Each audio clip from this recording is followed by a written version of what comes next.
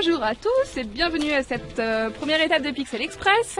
Donc comme vous avez pu voir à la petite vidéo de la bande-annonce, il s'agit d'un grand rallye photo qui se déroulera en 5 étapes sur toute la période estivale. Donc nous commençons aujourd'hui à être étape par un magnifique climat, très ensoleillé, avec la bonne humeur et tout ce qu'il faut. Donc dans un premier temps, je vais vous distribuer donc vos petites feuilles de route, à savoir que vous aurez une feuille de route le matin et une feuille de route pour l'après-midi. Donc sur cette feuille de route, vous avez donc mentionné ce que j'ai appelé des spots épreuves, c'est-à-dire des lieux où vous devrez réaliser des photos avec certaines consignes. Alors sur certains spots épreuves, les consignes sont très simples. Sur d'autres spots épreuves, c'est un peu plus compliqué parce que je voulais qu'il y en ait pour tous les niveaux. Et si c'est compliqué, ça vous invite aussi à apprendre des choses ou à vous ouvrir sur d'autres techniques, pas forcément à étudier aujourd'hui, mais pour progresser plus tard. Donc ce que je vous propose, comme on est un petit comité, c'est de faire un groupe et de pas se lâcher de la journée. Voilà, de rester tous ensemble et parce que bon, un rallye on peut le faire aussi en séparé, vu qu'au dos vous avez le plan. Mais ce que je vous propose, c'est qu'on reste ensemble, comme ça aussi pour la première étape accompagné, ça sera mieux. En plus des spots épreuves, il va y avoir donc une épreuve du fil rouge, c'est-à-dire une épreuve par exemple où vous serez totalement autonome. Et donc le fil rouge, ça va être d'arrêter dans la rue des gens qui portent soit un chapeau, donc aujourd'hui ça va être facile parce qu'ils ont tous quelque chose sur la tête, mais bon, essayez de trouver un beau chapeau, des moustaches ou une barbe. Donc on est plutôt sur des portraits d'hommes, donc là c'est vraiment au libre choix. Dès que vous en croisez un dans la rue, vous allez le voir. Monsieur, je fais un rallye photo, est-ce que je peux vous prendre en photo, patati patata, voilà. Donc le fil rouge comptera évidemment aussi des points et c'est vraiment ça qui va vous donner plus de points par rapport à d'autres personnes pour vraiment élire, on va dire, un gagnant de l'étape. Donc le fil rouge, essayez d'y penser en permanence. Sinon on aura une autre épreuve, mais ça sera en début d'après-midi, donc l'épreuve de la gâchette folle, mais ça on en reparlera plus tard. Donc ce que je vous propose, c'est d'y aller tout simplement, sachant que sur le premier lieu, il y a quand même un endroit où on peut se mettre à l'abri, donc ça sera déjà pas du luxe.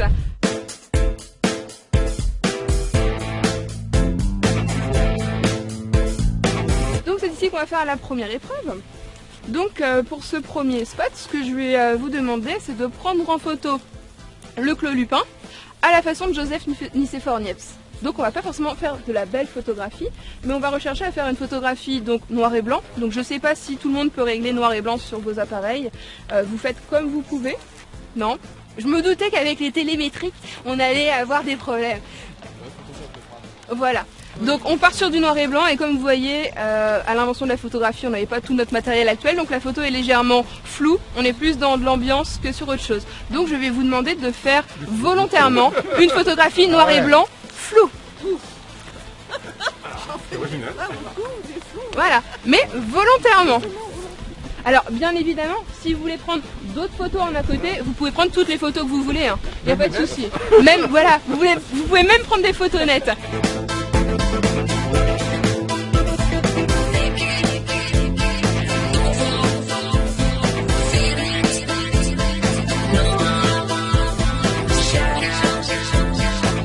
Donc là, ils sont tous en train de rechercher dans leurs appareils les réglages pour effectuer volontairement une photographie floue. Et par rapport aux premières réactions, apparemment, ce n'est pas si facile de ça, de faire du flou volontaire. Jean-Pierre, ça fonctionne? Yes. Moyen, j'arrive pas à ressortir en noir et blanc. C'est vrai? Non. Et il me le fait la photo, le flou, il le prend après, ouais. Mais le flou, il le fait pas quand tu captes. Alors tu prends pas les bons réglages. Bah merci. Continue à chercher. Philippe, ça va Philippe? Allez, continue à chercher aussi. Monsieur et Madame Grenier. Je suis sûre qu'avec l'autre, j'aurais fait des flous facilement. C'est ce que j'avais avant. Je ne comprends pas. Ah, I speak English if you like. No, English, no, you don't? No. Okay. Ici, check. Check, okay. Check République. Picture? Can I take a picture of you? Je ne comprends pas. Est-ce que je peux... Clac? Thank you, merci.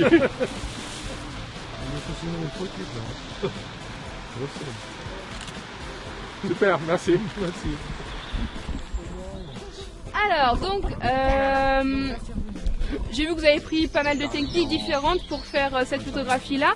Moi, je vous explique tout simplement la mienne. Donc déjà, pour mettre en noir et blanc, ça dépend des appareils. Mais grosso modo, il faut chercher quelque part monochrome. Voilà, vous avez tous dans vos menus un endroit où il y a marqué monochrome. Alors je pense peut-être certains appareils c'est carrément marqué noir et blanc, mais enfin moi c'est monochrome. Au niveau maintenant du flou volontaire, l'astuce la plus simple, alors qu'on parle de diaphragme, de vitesse, de voilà, l'astuce la plus simple c'est tout simplement, vous avez sur votre appareil donc un autofocus qui permet de faire une mise au point automatique. Donc vous passez votre autofocus en manuel. Une fois que vous êtes en manuel, vous avez donc une première bague pour changer votre distance focale, c'est-à-dire zoomer, dézoomer. Vous avez une deuxième bague pour faire la mise au point manuelle. Donc vous la tournez pour qu'elle soit floue, vous prenez la photo. Pour la deuxième épreuve, je vais me remettre, voilà. Donc pour la deuxième épreuve, si on reprend donc notre petit cheminement de la photographie, donc quand la photographie a été inventée, elle a beaucoup évolué en parallèle des courants artistiques de peinture de l'époque. Et donc la première vocation de la photographie était de représenter la réalité. Donc on était en plein dans le courant réaliste à cette époque-là. Mais suite à ça, s'est développé le courant des impressionnistes qui était totalement en réponse à ça. Et donc les impressionnistes, vous devez tous connaître Monet, etc. Donc ce que je vais vous demander sur ce spot-là, donc on va repasser plutôt en couleur, c'est d'essayer de donner un sens artistique, un sens de peinture au flot lupin. Alors il y a plein de façons de faire, là ça dépend de vous, mais vous allez essayer de rechercher à faire une photographie qui ressemblerait plus à une peinture qu'à une photo. Est-ce que quelqu'un veut bien être la main? Bah, nous avons des assistants capote rouge. How are you? Oh, you are here. Put on my red heels and in my hair. Waited up all night 'cause I thought you cared. And now you're calling me saying, babe, don't start a fight.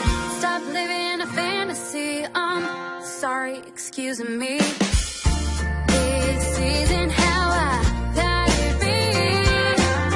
This isn't the fairy tale you promised me. What is love? 'Cause I'm really not sure anymore. Butterflies in the songs and I kisses no more. Where is the passion, the romance, and those flowers at my door? Where is love? Because I surely don't know. I don't know.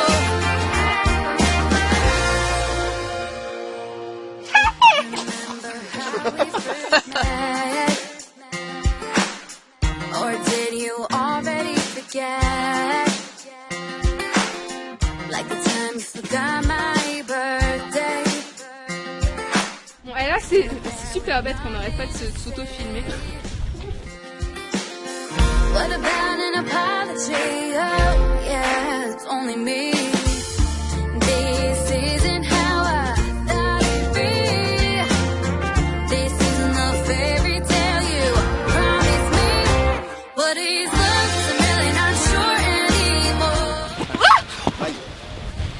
C'est dans la boîte? Am I gonna kiss no more? Where is the passion, the romance, and those flowers at my door? Where is love? Because I surely don't know. Donc le super paysage, voilà. C'est franchement super beaucoup plus beau. Je sais pas si c'est français, mais quand il y a un super ciel bleu, puis il y a des nuages et tout ça. Mais bon, on fera avec, hein. C'est pas trop avec les gouttes. Si, quand même pas mal. Là, nous avons fini de manger et nous venons de faire le jeu de la gâchette folle. Alors, le jeu de la gâchette folle, c'est simple. Donc, les participants étaient tous ici. Et donc, leurs appareils photo tous autour du cou. Ils devaient effectuer le plus rapidement possible. Donc, des réglages de ce type-là. Donc, manuel, F11, 1/60e, ISO auto. Et la personne qui a réussi à faire les réglages le plus rapidement possible parmi tous les réglages qui étaient demandés. Et donc, Fabien, notre gâchette folle. Voilà, donc maintenant nous allons passer au spot numéro 4 avant de commencer les consignes de l'après-midi et redescendre de la falaise. Souvent quand on débute la photo, on commence par la photographie de paysage, mais le paysage, un des paysages on va dire les plus connus des années 2000, c'est le paysage du fond des grands Windows XP. Ce ce qu'on appelle aussi Bliss en anglais, donc la colline verdoyante. Donc ce qu'on va faire, ce qui était prévu, c'était que vous réalisiez donc une photographie belle, mettant la nature en avant, donc de la falaise et de l'aiguille, qui pourrait être utilisée en fond d'écran pour on va dire Windows 9. Je sais pas si c'est prévu, mais pardon, Windows 10. Je savais bien qu'il y aurait des gens qui me répondraient à ça. Donc voilà, vous allez essayer de faire le fond d'écran pour Windows 10. Et donc nous sommes sur le spot épreuve numéro 4 et les photographes ont pour consigne de réaliser à la façon donc d'une photographie de paysage ultra célèbre qui n'est autre que la colline verdoyante du fond d'écran Windows XP. Ils vont devoir réaliser une photographie publicitaire qui pourrait être utilisée pour Windows 10. Donc c'est-à-dire tout simplement une belle photographie mettant en avant la nature au niveau des falaises, donc des Trotas et de l'aiguille.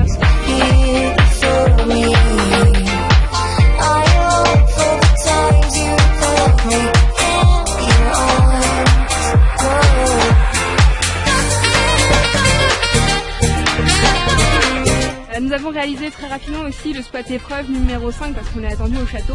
Donc le spot épreuve numéro 5, c'était tout simplement pour sensibiliser les photographes à préparer leur prise de vue, notamment en termes de photographie de paysage. Et donc là, ils devaient définir avec un éphéméride et avec une boussole le lieu le plus approprié et l'heure et le jour du mois de juin pour réaliser une photographie du coucher de soleil de la falaise de l'Aiguille.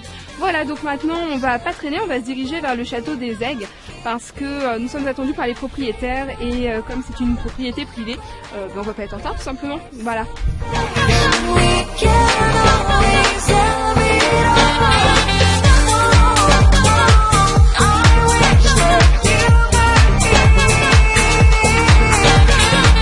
Donc là ça se voit pas, mais nous sommes totalement dans le noir, nous sommes sur une petite colline, il y a du haut au-dessus de moi, il y a une grotte derrière. Franchement c'est assez glauque. Nous sommes au château des Aigues. Alors logiquement le château est juste derrière, il est super beau tout ça. Par contre il pleut comme il n'y a pas. Et on va quand même avoir le courage d'aller faire les photos sous la pluie pour pouvoir bénéficier après de la visite intérieure. Parce que là je vois du coin d'œil le propriétaire est en train de nous regarder et il se demande ce qu'on fait. Donc on va quand même aller prendre nos photos pour faire la visite intérieure après. Voilà, bisous. Le propriétaire en fait nous a permis d'accéder aux pièces intérieures avec une super collection d'objets chinois et franchement c'était très chouette. Donc maintenant on va retourner en centre-ville. Voilà, on va prendre quelques photos parce qu'en plus il s'est arrêté de pleuvoir donc c'est magnifique. Donc on va prendre quelques photos et redescendre pour passer au spot suivant. Donc ici nous sommes sur la place du marché couvert. Ce qu'on va faire ici, c'est qu'en matière de paysage, ce qu'on va privilégier, c'est d'avoir vraiment le plus de panorama possible. Donc en général, on va utiliser des objectifs qu'on dit grand angle. Donc là, ce que je vais vous demander de faire sur la place, ça va être de faire un panorama allant donc du marché couvert, donc ça veut dire du coin là, jusqu'à donc tout ça, touc. On passe par le manoir de la Salamandre qui est juste en face, jusqu'ici. Pour faire ceci, un grand angle ne suffit pas. Donc dans la technique, ça va être de prendre plusieurs photos consécutives. Donc par exemple, la première, elle va du bout à l'entrée, la deuxième, elle va du milieu jusqu'à là-bas, la troisième, elle va de là, etc., etc. À chaque fois, il faut que sur deux photos consécutives, vous ayez à peu près un tiers de la photo qui puisse être superposée avec la photo précédente. Et donc une fois arrivé sur votre ordinateur, notamment sur Photoshop, vous avez effectivement l'option qui s'appelle Photo Merge qui permet en fait de fusionner toutes vos photos pour avoir le grand panorama. Et ça peut être donc sympa de réaliser ce type de photo. Donc là nous sommes sur le spot numéro 7 je crois, c'est ça ? Oui. Donc ici, cool. Alors nous sommes sur la place où derrière moi il y a le marché couvert. Et donc les photographes devaient sur ce spot-là réaliser un panorama à la façon du stitching, c'est-à-dire en assemblant des photos, en prenant plusieurs prises de vue successives et entre chaque prise de vue s'assurer qu'il y avait au moins un tiers de la photo superposée avec la photo suivante et pour repositionner tout ça au niveau du post-traitement avec une option Photoshop. Donc ça permettait de faire un panorama en cas de non-possession d'un grand angle par exemple, pour représenter un lieu très serré comme cette fameuse place. Donc là en ce moment on fait une petite pause au niveau du marché couvert. On va, je pense, parler un petit peu du spot suivant à l'abri et on va se retrouver au niveau de la plage tout à l'heure. Voilà.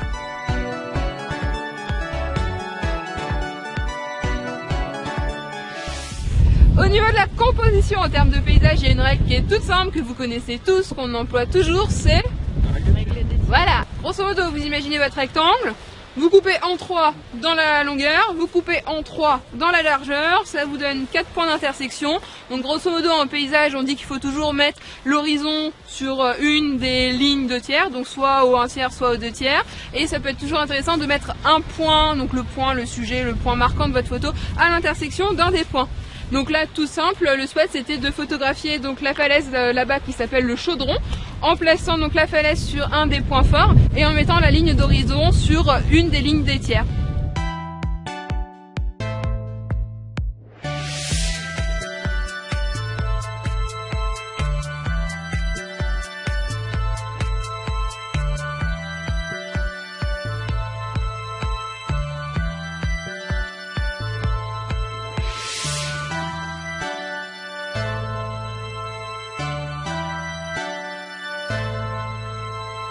Spot numéro 10. Au passage, nous avons fait donc le spot numéro 8 qui concernait la distance hyperfocale au niveau du vieux marché.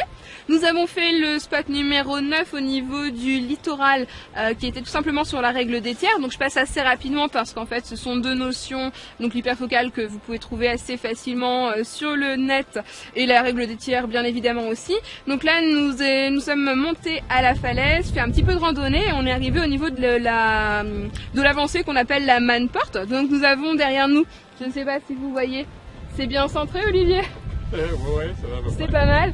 Donc nous avons la falaise de l'Aiguille où nous allons faire donc le dernier spot, le spot 10 qui correspond à la technique de la pose longue. Donc bien évidemment nous sommes en pleine journée, nous n'avons pas tous de filtre ND, donc ça sera vraiment une pose on va dire semi-longue pour avoir un léger effet flouté au niveau des vagues. Voilà, donc je vais faire un petit tour de piste avec chacun et puis on va se retrouver plus tard. Voilà.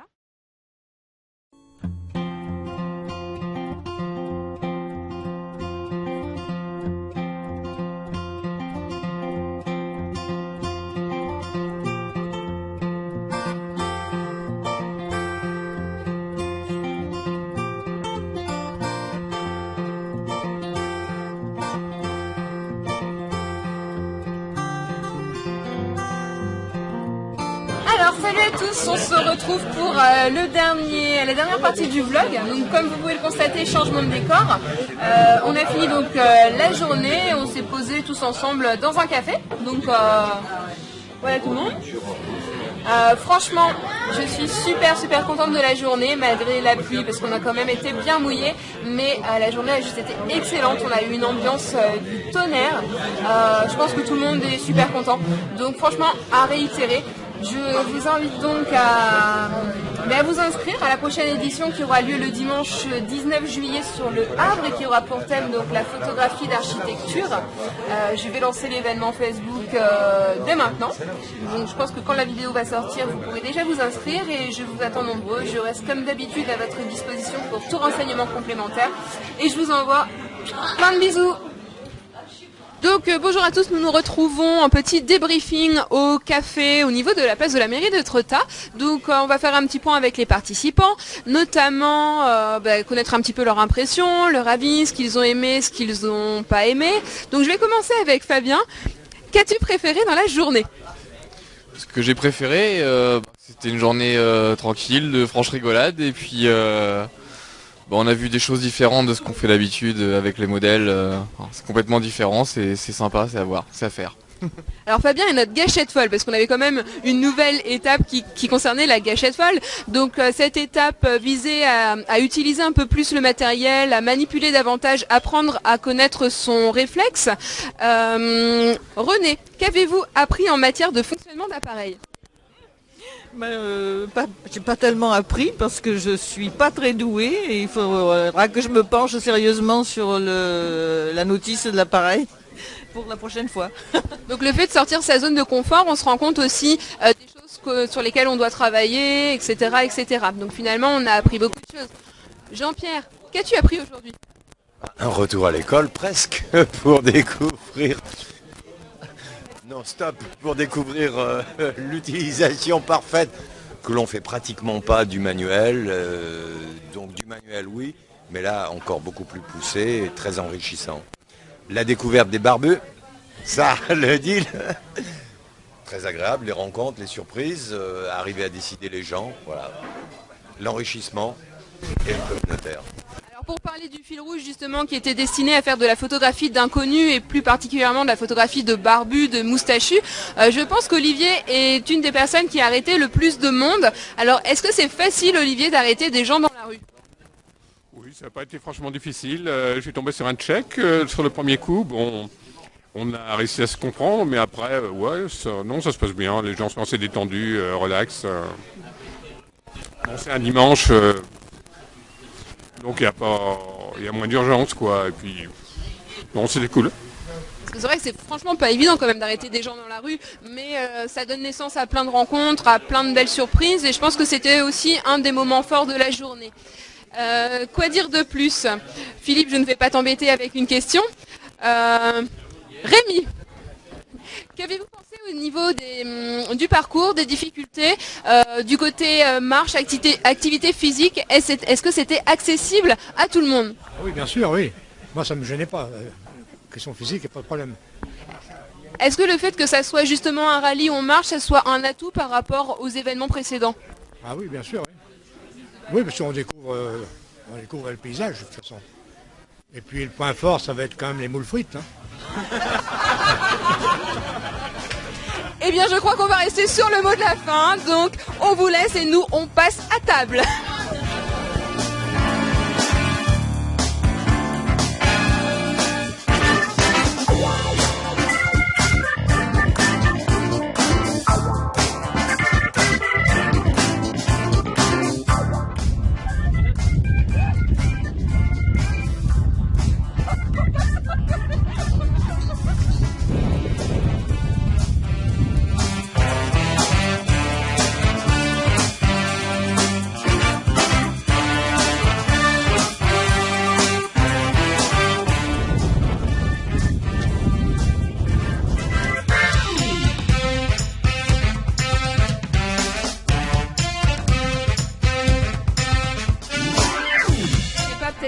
Pardon.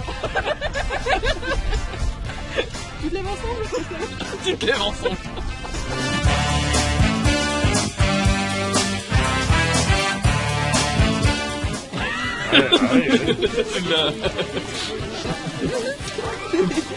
Donc,